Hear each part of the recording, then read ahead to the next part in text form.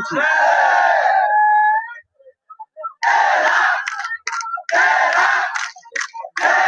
বিসমিল্লাহির রহমানির রহিম। উপস্থিত সকলকে ধন্যবাদ এবং শুভেচ্ছা। আজকে চিত্রিকান্দির এই ঐতিহাসিক সমাবেশে সেই বিকাল থেকে এখন পর্যন্ত যারা কষ্ট করে এখনো বসে আছেন বক্তব্য শোনার জন্য, আশপাশে দাঁড়িয়ে আছেন, সকলকে আমার আন্তরিক সালাম এবং শুভেচ্ছা। একই সাথে হিন্দু ধর্মাবলম্বী ভাই বোনদেরকে আদাব, নমস্কার। অন্যান্য ধর্মের কেউ থেকে থাকলে তাদের প্রতিও শুভেচ্ছা। বিশেষ করে আমি ধন্যবাদ জানাই আমাদের মা বোনদেরকে। আমি এই পর্যন্ত গলাচিপা 10 মিনার কোনো সমাবেশে দেখি নাই 9টা পর্যন্ত বিকাল থেকে মহিলারা বসে থাকে। কারণ হচ্ছে তাদের অনেকেরই গ্রামীণ স্বাভাবিকভাবে কার্যক্রমে হাঁস মুরগির খোপ টোপ থাকে, এগুলো দেওয়া লাগে। ছোট বাচ্চারা আছে, কিংবা বাসা বাড়িতে পরিবারের সদস্যদের খাবার রান্না করার জন্য খাবারের তরকারিটা গরম করা লাগে, ঠিক আছে কিনা। বয়স্ক মানুষ থাকলে, শাশুড়ি থাকলে, মা থাকলে তাদের বিষয়টা টেক কেয়ার করা লাগে। যেই কারণে বিশেষ করে নারীদের এই দীর্ঘ সময় পর্যন্ত সমাবেশে থাকাটা খুব কষ্টকর। সেই জন্য আমি যেই প্রোগ্রামে আমাদের মা বোনদের উপস্থিতি থাকে, আমি বারবার বলি যে সংক্ষিপ্ত করবেন।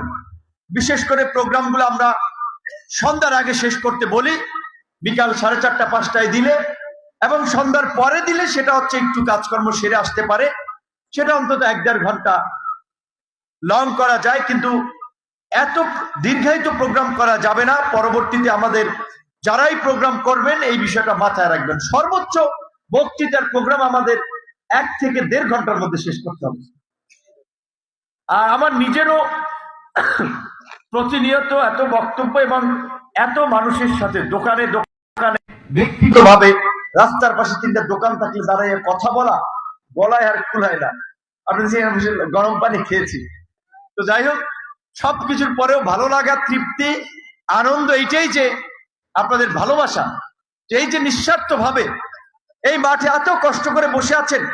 সত্যিকার অর্থেই এরকমের বড় প্রোগ্রাম, এত জনগণের উপস্থিতি আমি দেখেছিলাম আমি ওই চর বিশ্বাসে, চর কাজলে, সেদিন দেখেছি রণগোপাল দিতে, আজকে দেখছি চিকনিকান্দিতে। আমি চিকনিকান্দির আজকের এই প্রোগ্রামের আয়োজকদেরকে বিশেষ করে ধন্যবাদ জানাই। বিএনপির সিনিয়র নেতৃবৃন্দ, ইউনিয়নের, তাদের সকলকে আপনারা চিনেন। গণ অধিকারের পরিষদ কয়েকজন আছে, তাদের হয়তো চিনেন না। হাজি বশির মুন্সি আহ্বায়ক এখানকার, আর মোখলেস আলাদার সদস্য সচিব। যুব অধিকারের শাহিন সর্দার আহ্বায়ক, জুয়েল শিকদার সদস্য। শ্রমিক অধিকারের জহিরুল ইসলাম গাজী সভাপতি, মাহবুব শিকদার সাধারণ সম্পাদক, দিলওয়ার হোসেন সিনিয়র সহসভাপতি, ছাত্র অধিকারের রাজীব সভাপতি, আব্দুর রাজ্জাক সাধারণ সম্পাদক, এরকম অনেকে।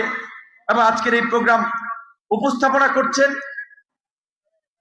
জামাল মুন্সি, মাহতাব ইসলাম, এবং পুরো প্রোগ্রাম প্রধানত কোঅর্ডিনেট করেছেন শিবলু ভাই, তার সাথে আনিস ভাই, খুদা মেম্বার সহ আরো অনেকে যারা পরিশ্রম করে আজকের একটি সফল ও সার্থক প্রোগ্রাম করেছেন, তাদেরকে ধন্যবাদ।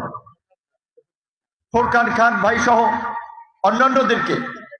আমি আপনাদের এখানে দাঁড়িয়ে বিশেষ করে এই চিকনিকান্দি জনসংখ্যার বোধহয় অন্যান্য ইউনিয়ন চেয়ে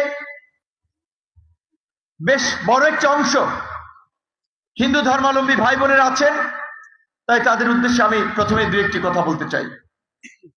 5ই আগস্টের পরে আপনাদের আত্মীয় স্বজন গলাচিপা 10 মিনায় যারা আছে, তাদের বিষয়ে যদি খোঁজ খবর নেন তাহলে আপনারা দেখতে পাবেন গলাচিপার অনেক ব্যবসায়ী, হিন্দু ব্যবসায়ী, তাদের কাছ থেকে পয়সা নেওয়া হয়েছে, চাঁদা নেওয়া হয়েছে, মামলার ভয় দেখিয়ে হয়রানি করা হয়েছে।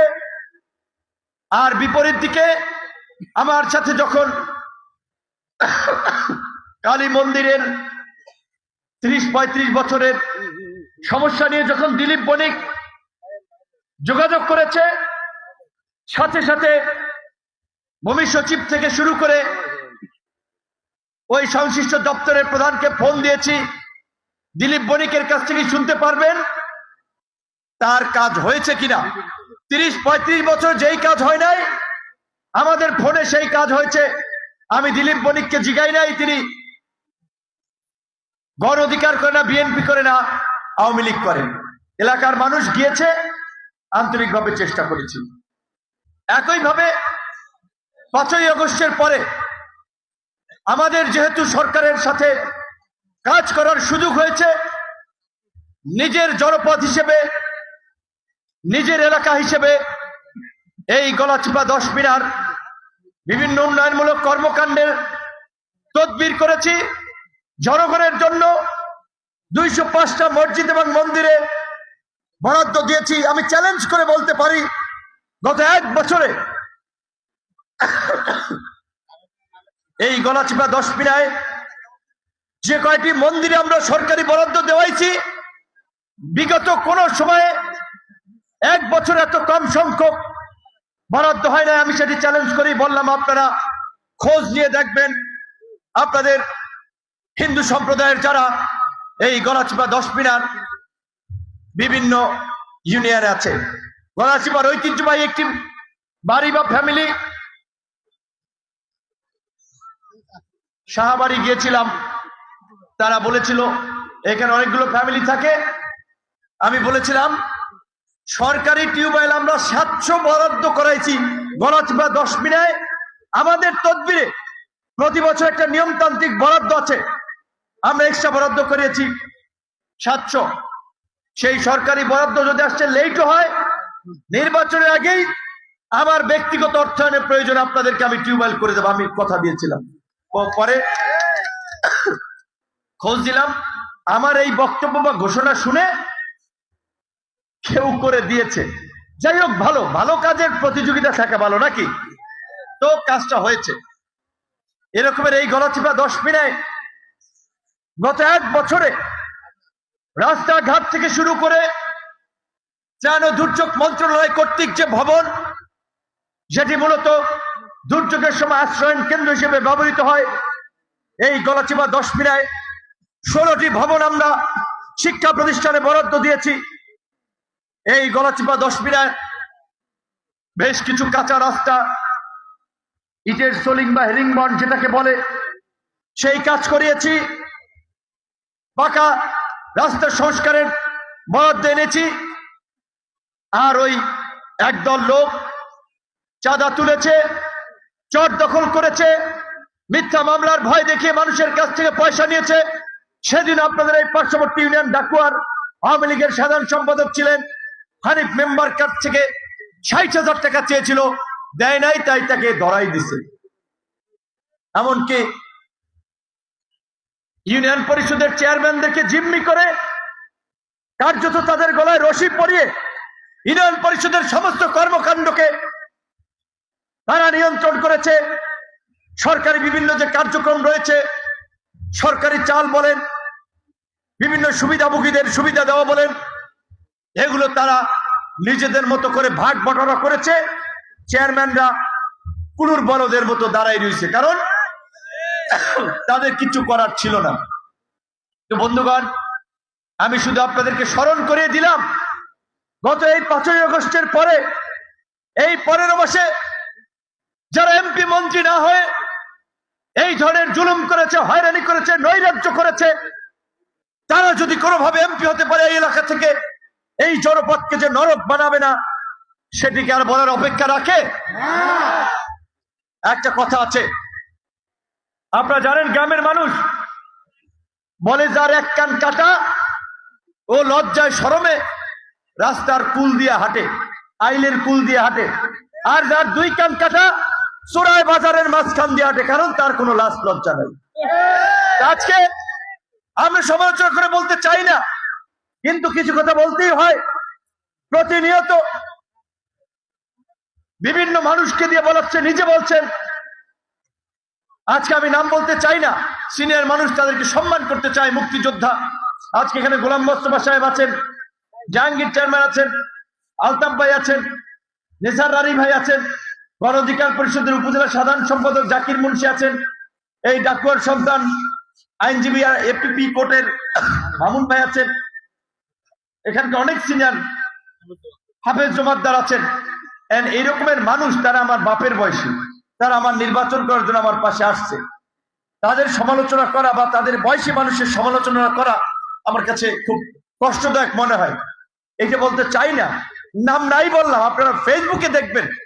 তাদের মতোই আমিও যাদেরকে বাবার মতো সম্মান করতে চাই, সেদিনও গলাচিপা মিছিল নিয়ে যাওয়ার সময় রিক্সায় দেখে জড়িয়ে ধরেছি যে বাবা, আপনারা তো একটা দল করেন, দলের কারণে আপনাদেরকে মানুষ সম্মান করে, দল আপনাদেরকে নেতা বানিয়েছে, দলের কারণে আপনারা চেয়ারম্যান হয়েছেন, দলের সমর্থনটা মানেন, দলের সিদ্ধান্তটা মানেন। দলের প্রার্থী হিসেবে আমি আপনাদেরকে নিয়ে আগাতে চাই, আপনাদেরকে নিয়ে চলতে চাই।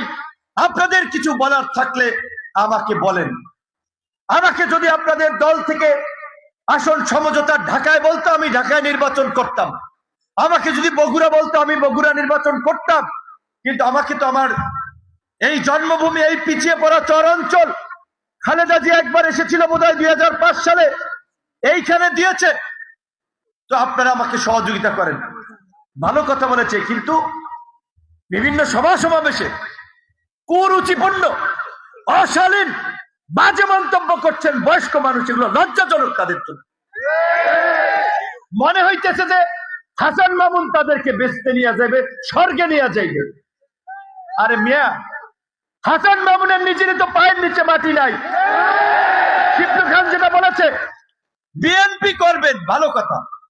তো বিএনপির প্রধান তারেক রহমানের সিদ্ধান্ত মানবেন না, তাকে বৃদ্ধাঙ্গুলি দেখাইবেন, আর হেইবারে আপনারা কমিটিতে নেবে, আবার আপনারা ফিরিয়ে নেবে। সেবাটায় কি এত পাগল? বাংলাদেশের বিএনপি সরকার গঠন করলে প্রধানমন্ত্রী হবে, তার দূরদর্শিতা আছে না? আজকে দেখেন, আপনারা যদি দেখি, আমি কিছুক্ষণ আগেই সোশ্যাল মিডিয়াতে দেখছিলাম, আপনার নারায়ণগঞ্জের ওয়ার্ডের কমিটির সভাপতি সাধারণ সম্পাদককে আজকে রিজভির স্বাক্ষরে বহিষ্কার করা হয়েছে। কেন? নিশ্চয়ই তারা দলীয় সিদ্ধান্তের বাইরে গিয়ে কাজ করতেছিল। আজকে এখন এই বরিশালের ভাষায় বললে, বিএনপির পাইন মারিয়া আপনি তারেক রহমানের ছবি ঝুলাইয়া খালেদা জিয়ার ছবি দিয়া বিএনপির অফিস করেন। হ্যাঁ, আজকে এই বিএনপিকে তো ডুবাইতেছেন আপনারা। জাতীয় নির্বাচনের পরে সামনে স্থানীয় নির্বাচন, যদিও স্থানীয় নির্বাচন নির্দলীয় প্রতীকে হবে, বিএনপি প্রার্থী দেবে, কিন্তু মামুনরা বিশৃঙ্খল করে মানুষ কুস্কাই দিচ্ছে। ওই সময় দেখবেন একজনের জায়গায় 3 জন দাঁড়াই যাইবে। সারা দেশে দলের ক্ষতিটা করছে কারা? এই হাসান মামুনের মতো সুবিধাভোগীরা। সুবিধাভোগী বললাম এই কারণে, আজকে আমরা যে ইউনিয়নে দাঁড়িয়ে সমাবেশ করছি, জনাব আলহাজ শাহজাহান খান সাহেব আমৃত্যু বিএনপির জন্য করেছেন, বিএনপিকে এই জনপদে প্রতিষ্ঠিত করে গিয়েছেন, বিএনপির প্রোগ্রামে গিয়ে হামলার শিকার হয়েছেন। অনেকেই বলছে সেইখানেও মামুন মিয়ার হাত আছে, কারণ তিনি শাহজাহান খান সাহেবকে প্রতিযোগী মনে করছেন। আগেই পথের কাটা পরিষ্কার করার জন্য লেলিয়ে দিয়েছিলেন, কারণ কোন আওয়ামী লীগের লোক শাহজাহান খান গায়ে হাত তুলবেন, এইটা আমার মনে হয় না। আপনারা শুনেছেন, আজকে অত্যন্ত দুঃখের সাথে বলতে হয়, আপনারা যারা জানেন না, হয়তো এই চিরসত্য কোনোদিনই জানবেন না, 2018 সালের নির্বাচনে বিএনপি থেকে গোলাম মাওলা রনি ভাইকে মনোনয়ন দেওয়া হয়েছিল। আপনারা অ্যাক্সিডেন্টের কথা জানেন, উলানিয়াতে তার উপরে হামলা করার জন্য, সেদিন তাকে হত্যা করার জন্য ষড়যন্ত্র করা হয়েছিল। নামাজের পরপরই তার ওয়াইফের গাড়ি ভাঙচুর করা হয়েছিল। আজকে হয়তো রনি ভাই ভদ্র মানুষ ওইভাবে বলেন নাই, এই ঘটনায় মামুন মিয়ার হাত ছিল। এবং ইখতিয়ার কবির ভাই বলেছে, তিনি যখন বেকায়দায় পড়েন, মাথা ঠিক থাকে না, বাজে বকেন, খেই হারিয়ে ফেলেন, তখন তিনি বিএনপির মহাসচিবকে গালিগালাজ করেছিলেন ফেসবুকে স্ট্যাটাস দিয়ে। এবং গুলশান কার্যালয়ে সেদিন মহাসচিবের সাথে বললাম, ওই নিয়ে ফালাইলেন, কি ঝামেলার মধ্যে আছি, সিট দিলেন দুইজনকে, আমার আসলে আমি একলা, ওইখানে আবার স্বতন্ত্র প্রার্থী দাঁড়াইছে। ৭-৮ বছর ধরে কমিটি তার একক নিয়ন্ত্রণে, যে শাহজাহান খান সাহেব বস্ত্রমামিয়াকে পরিচয় করে দিয়েছে বিশিষ্ট শিল্পপতি। আপনারা জানেন এই চর বিশ্বাস চরকাজল নয়, গলচিপা 10 মিনা নয়, পটুয়াখালী নয়, বরিশালের মধ্যে তিনি একজন অন্যতম শিল্পপতি মানুষ ছিলেন। এই দল করতে গিয়ে ব্যবসায়িকভাবে ক্ষতিগ্রস্ত হয়েছেন, আর্থিকভাবে ক্ষতির সম্মুখীন হয়েছেন, তাকে পর্যন্ত অসম্মানিত করেছেন হাসান মামুন। আজকে কবির ভাই যেটা বলেছে, সে বেকায়দায় পড়লেই আজে বাজে বলেন, আজকে এখন আমাদেরকে নিয়ে বলছেন। তো ভাই, আপনি তো বিএনপির লোক, সন্তান যদি বাবা মায়ের কথা না মানে, বাবা মাকে অশ্রদ্ধা করে, বাবা মাকে বাজে ভাষায় কথা বলতে পারে, সেই সন্তান কি কখনো আদর্শিক সন্তান হতে পারে? আজকে আপনি বিএনপি করেন, 2 উপজেলার সাধারণ বিএনপি কর্মীদের আবেগকে বিভ্রান্ত করে আপনি খালেদা জিয়ার ছবি ঝুলাইয়া, জিয়াউর রহমানের ছবি ঝুলাইয়া, তারেক রহমানের ছবি ঝুলাইয়া নির্বাচনী ক্যাম্প করতেছেন। আমি গলচিপা 10 মিনা নির্বাচন পরিচালনা কমিটির আহ্বায়ক মোস্তফা চাচা এবং 10 মিনা আহ্বায়ককে বলবো, আপনারা রিটার্নিং কর্মকর্তার কাছে চিঠি দেন, দেখবেন এটা প্রশাসনিক ভাবে ব্যবস্থা নেবে। পরশুদিন আমরা বকুলবাড়িয়া গিয়েছিলাম, দেখেন পায়ের উপরে পাড়া দিয়া কেমনে ঝগড়াটা করতেছে। বকুলবাড়িয়া গিয়েছিলাম, এইখানে ডিএসবি ডিস্ট্রিক্ট স্পেশাল ব্রাঞ্চের লোক, ডিএসবি পুলিশের একটি গোয়েন্দা শাখার লোক, তিনি আহত হয়েছিলেন এই দুর্বৃত্তদের ছোড়া ইটের আঘাতে। পুলিশের বডি অন ক্যামেরা ছিল। মিথ্যা বললে আপনারা পুলিশকে জিজ্ঞেস করেন। গলচিপার পুলিশ যারা আমাদের সাথে বকুলবাড়িয়া গিয়েছিল, আমরা গিয়েছিলাম আমাদের ক্যাম্পেইনে, হাসান মামুনের লোকেরা স্লোগান দিয়ে আমাদের সামনে দাঁড়ায়, আমরা রাস্তা ঘুরাই যাই, ওই দিকে এসে আবার দাঁড়ায়, মানে হাইদ্যা একটা ঝামেলা পাকাইতে চায়। কারণ তারা জানে দুনিয়া উল্টাই গেল তাদের বিজয় সম্ভব নয়, আমাদের বিজয়ের সম্ভাবনা আছে। সেই বিজয়কে নস্যাৎ করার জন্যই তারা আজকে এরকমের একটি সাংঘর্ষিক পরিস্থিতি সৃষ্টি করে জনমনে আতঙ্ক ছড়াতে চায়। কিন্তু আমরা বারবার এই ঝামেলাগুলো থেকে এড়িয়ে চলার চেষ্টা করি, এবং সেদিন নিজের অফিস ভেঙে মামলাও দায়ের করেছে। কিন্তু প্রশাসন এত বোকা না, আপনাদের মামলা নিবে। কিন্তু আপনার লোকেরা কি করেছে তার রেকর্ড আছে, এবং পরিষ্কার ভাবে আমি এই প্রশাসনকে আজকেও বলেছি, আবারও বলবো, আমরা 2 থেকে 3 দিন দেখব এই বকুলবাড়িয়া যারা আমার উপরে হামলা করার জন্য, আমার নেতা কর্মীদেরকে আহত করার জন্য ডিএসবির লোককে আহত করেছে, তাদেরকে যদি গ্রেপ্তার করা না হয়, প্রশাসনকে কিন্তু আমরা উপযুক্ত জবাব দেবো। পরিষ্কার ভাবে বলে দিলাম। আমরা অনেক ধৈর্য ধরেছি। ওই চর বোরানে আমাদের ভাইরা গিয়েছে ক্যাম্পেইন করতে, ট্রলার থেকে ওঠার আগেই ইট পাটকেল নিক্ষেপ করেছে, তারা আহত হয়ে কার্যালয়ে গিয়েছে, কার্যালয়ে হামলা করেছে, এবং নাটকটা করেছে কি, নিজেদের কার্যালয়ে নিজেরা ভাঙ্গা, 2-1 জনে নিজেদের ব্লেড, মাদকাসক্ত লোক আছে তো ব্লেডে কাইটা মামলা করছে সেইখানে। যদিও আশা করি প্রশাসন, কারণ আমি এই ঘটনার শুরু থেকে শেষ পর্যন্ত এসপি, ডিসি, 2 থানার ওসির সাথে প্রতিনিয়ত যোগাযোগ করে বলেছি, আমরা যদি ঘুরে দাঁড়াই, আমরা যদি পাল্টা অ্যাকশন শুরু করি, রক্তের বন্যা বয়ে যাবে, লাশের বন্যা বয়ে যাবে। কিন্তু আমরা পরিস্থিতি শান্ত রাখতে চাই, আমরা এই জনপদকে শান্তির জনপদে পরিণত করতে চাই।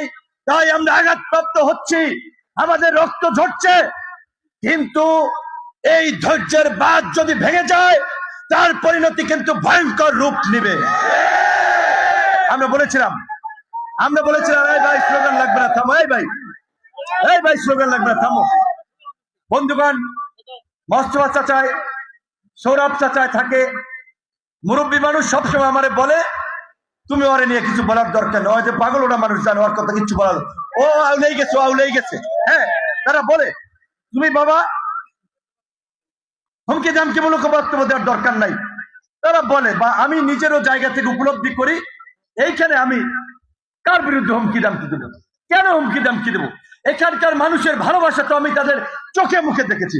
অনেক জায়গায় আমি ঘোড়া মার্কার নির্বাচনী অফিসে গিয়েছি, যখন দুইটা লাইনের কথা বলি, ভাই আপনারা তো বিএনপি করেন, বিএনপির এমপি পান নাই, জোটের প্রার্থী দিচ্ছে, একটা সম্ভাবনা আছে বিএনপির একক ভোটে এখান থেকে এমপি হবে না।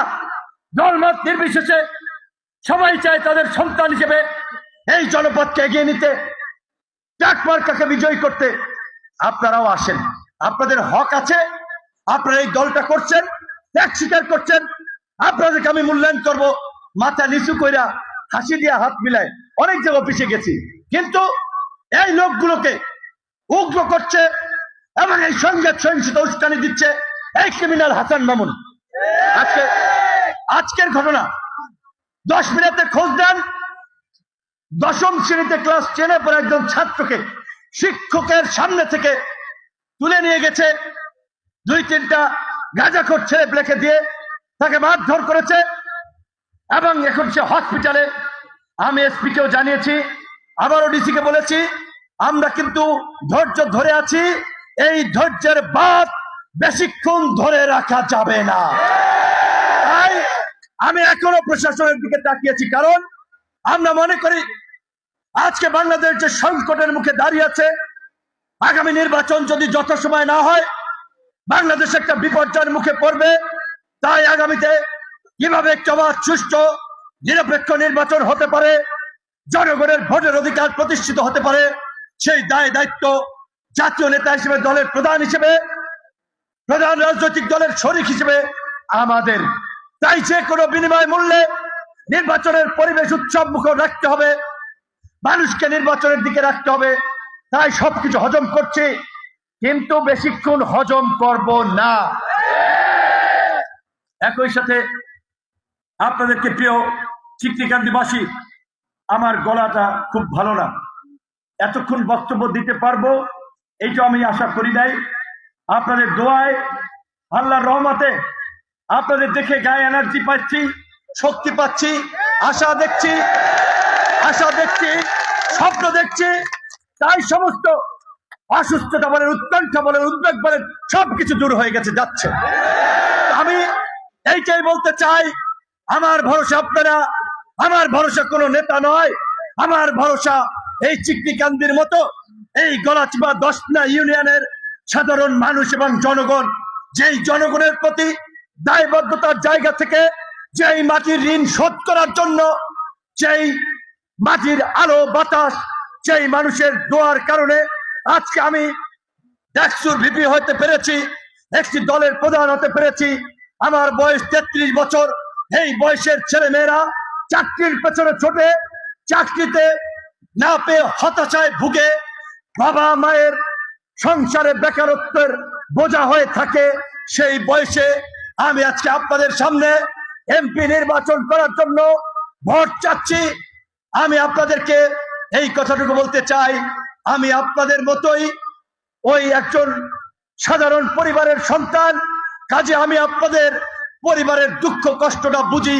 সেই জায়গা থেকেই আমি এই গলাচিপা 10 মিনিট থেকে নির্বাচন করার জন্য সিদ্ধান্ত নিয়েছি। আমার অনেক শুভাকাঙ্ক্ষী বলেছিল, তুমি ভাই জাতীয় নেতা, দলের প্রধান, তুমি ঢাকা থেকে নির্বাচন করো। এমনকি 2-4 জন বলেছিল, ভাই নির্বাচন করতে খরচ আপনার 1 টাকাও করতে হবে না, আমরা দেখব আপনি ঢাকা থেকে নির্বাচন করেন। আমি পরিষ্কার ভাবে বলেছিলাম, সবই ঠিক আছে ভাই, ঢাকায় আমি কোথায় একটা রাস্তা করব, কোন স্কুলে একটা ভবন করব, কোন অসহায় মানুষকে সহযোগিতা করব? শহরের মানুষ তো সবাই কর্ম করে খায়।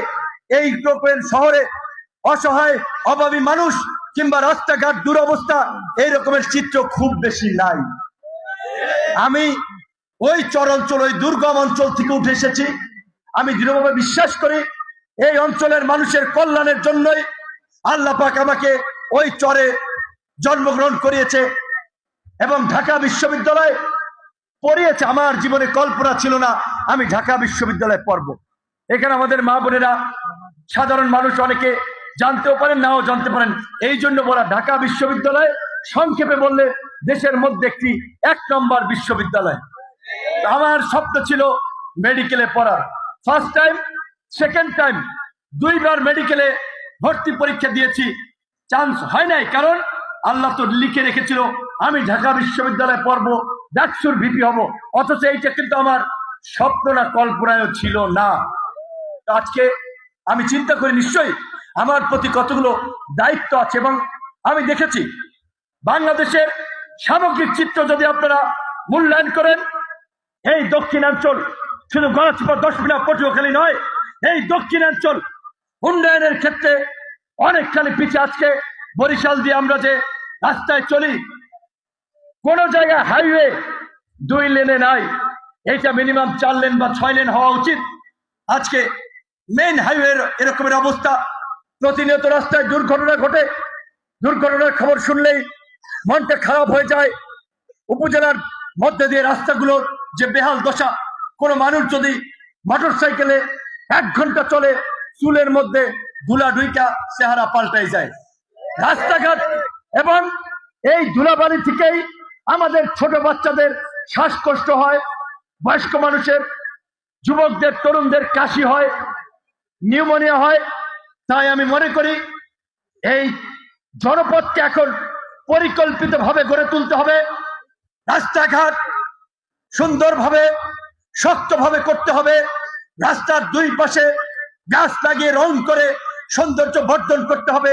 বিদ্যালয়ে গেলে ছেলে মেয়েদের মন যেন ফুরফুরে থাকে, মন যেন সতেজ থাকে।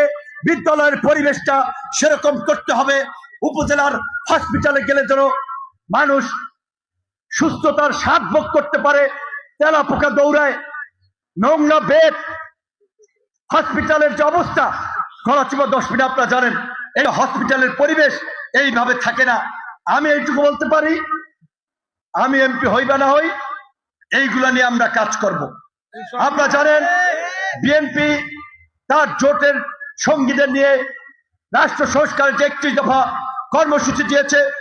আগামী নির্বাচন কেন্দ্রিক যেই সমস্ত ইশতেহারের বিষয়গুলো সামনে আসছে, তার মধ্যে আছে ফ্যামিলি কার্ড, কৃষক কার্ড, স্বাস্থ্যসেবার মানুষকে সহযোগিতা, বেকার মানুষের জন্য কর্মের ব্যবস্থা, যেটা আলতাফ ভাই বলেছে 1,20,00,000 কর্মসংস্থান বিএনপি সৃষ্টি করবার টার্গেট দিয়েছে। এইটা দেশের মধ্যে এবং বিদেশে জিয়াউর রহমানের সাথে ভালো সম্পর্ক ছিল। আমাদের সবচেয়ে বড় শ্রমবাজার মধ্যপ্রাচ্যের কিছুদিন আগেই বেগম খালেদা জিয়া যখন অসুস্থ, তাকে বিদেশে নিতে কাতারের আমির তার ব্যক্তিগত এয়ার অ্যাম্বুলেন্স পাঠিয়েছিল। কাজী বিএনপি যদি ক্ষমতায় চায়, মধ্যপ্রাচ্য সহ বাংলাদেশের শ্রমবাজারের নতুন দ্বার খুলবে আলতাফ ভাইয়ের সহযোগিতায়, কারণ তার এই খাত সম্পর্কে জানাশোনা আছে। আমি আপনাদেরকে কথা দিচ্ছি, প্রত্যেক ইউনিয়ন থেকে আমরা বিনা পয়সায় ইনশাল্লাহ বিদেশে কর্মী পাঠানোর ব্যবস্থা করব।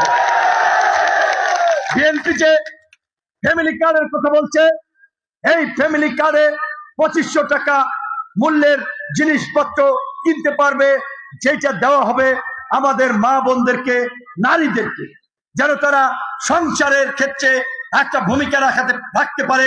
এই ফ্যামিলি কার্ড যেন প্রকৃত অসহায় দরিদ্র মানুষ পায়, আমরা সেটি নিশ্চিত করব। এই জোট সরকার যে কৃষকদের কৃষি কার্ডের কথা বলছে, আজকে আপনারা জানেন কৃষকরা সার, বীজ, কীটনাশক, ট্রাক্টর, ছেলেদেরকে ট্রলার দেওয়া হয়, গরু দেওয়া হয়, কিন্তু এগুলো বেশিরভাগ ক্ষেত্রেই নেতারা মাইরা দেয়, চামচারা খাইয়া ফেলায়। কিন্তু আমি আমাদের নেতাদেরকে সাক্ষী রেখে বলতে চাই, এই নেতাদেরকে নিয়েই এগুলো প্রকৃত অর্থে যেই ছেলে অসহায় তিনি যেন ওই ট্রলার পান, তিনি যেন আর্থিক সুবিধা পান, যেই কৃষক অসহায় তিনি যেন ট্রাক্টর পান, কৃষকরা যেন সময় মতো সার, বীজ পান, আমরা সেটি নিশ্চিত করব। এই অঞ্চলের কৃষকরা আপনারা জানেন অনেকে তরমুজের সাথে জড়িত, কিন্তু তরমুজ দিতে গিয়ে তারা যেমন বিভিন্ন ধরনের হয়রানি ভোগান্তির শিকার হয়, তরমুজ বাজারজাত করার সময়ও ঘাটে ঘাটে চাঁদা দিতে হয়। এই তরমুজ ব্যবসায়ীদের উপরে চাঁদাবাজদের দৌরত্ব আমরা বন্ধ করব। সর্বশেষ, যেহেতু অনেকক্ষণ বক্তব্য রেখেছি, শেষ কথাটা সিকটিকান্দির মানুষের জন্য বলে বিদায় নিতে চাই। আমি সেদিন ওই আপনাদের ঐতিহ্যবাহী দয়াময়ী মন্দির সেখানে গিয়েছিলাম। আমি বলেছি, আমি এমপি নির্বাচিত না হলেও ব্যক্তিগতভাবেও আমার শুভাকাঙ্ক্ষীদের সহায়তায় আমি ওই দয়াময়ী মন্দিরের মতো একটি দীর্ঘ 200-300 বছরের পুরানো প্রতিষ্ঠান, ওইখানে একটা মেলা হয়, সেই মেলাটি যেন সুন্দর পরিবেশে হতে পারে। আমরা ওখানে সিমেন্টের ফ্লোর করে দেব।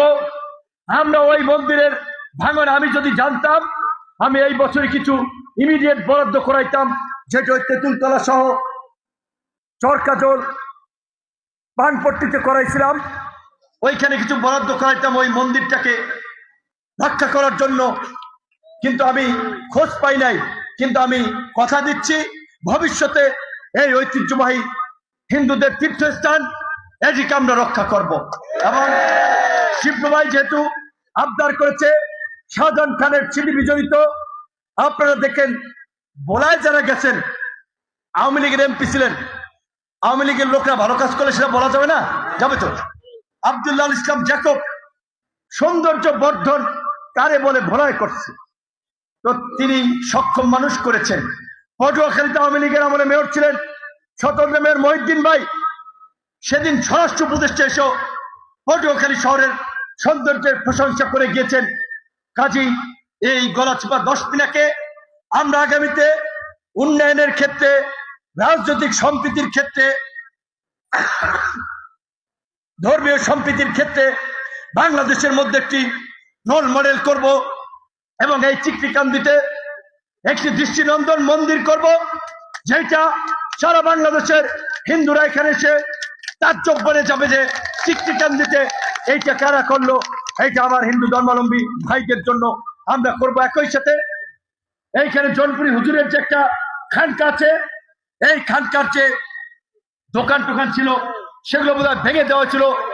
জনপুরি পীর সাহেবের এই খানকার আধুনিকায়ন সহ এইখানে মাদ্রাসার যে অবকাঠামো প্রয়োজন সেটিও আমরা করব। সর্বশেষ এই কথাটুকু বলে আপনাদের মাঝে বিদায় নিতে চাই।